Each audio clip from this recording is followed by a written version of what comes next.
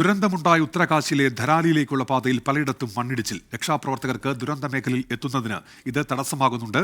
ദുരന്തമുണ്ടായ ധരാലിയിലേക്കുള്ള പാതയിൽ നിന്ന് ബൽറാം നെടുങ്ങാടി തയ്യാറാക്കിയ റിപ്പോർട്ടിലേക്ക്. ദുരന്ത മേഖലയിലേക്ക് രക്ഷാപ്രവർത്തകർക്ക് റോഡ് മാർഗം പോലും എത്താൻ സാഹചര്യമില്ല. റോഡുകൾ പലയിടത്തും തകർന്നതിനാൽ തന്നെ രക്ഷാപ്രവർത്തകർ NDRF ഒപ്പം തന്നെ SDRF പ്രവർത്തകർ ഇപ്പോൾ വായുമാർഗമാണ് ഈ പ്രദേശത്തേക്ക് എത്തുന്നത്.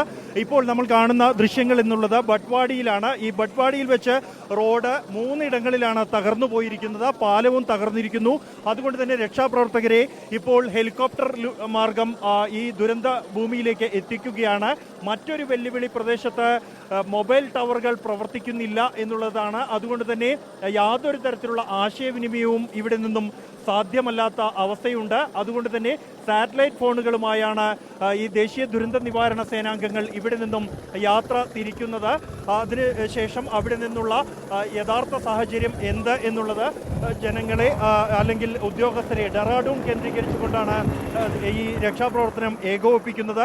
അവിടേക്ക് അറിയിക്കുകയും കൂടുതൽ ആവശ്യമായ മറ്റു സാധനങ്ങൾ അവിടേക്ക് വേണ്ടവ അടുത്ത ഹെലികോപ്റ്ററിൽ കയറ്റി അയക്കുകയും ചെയ്യുന്നു.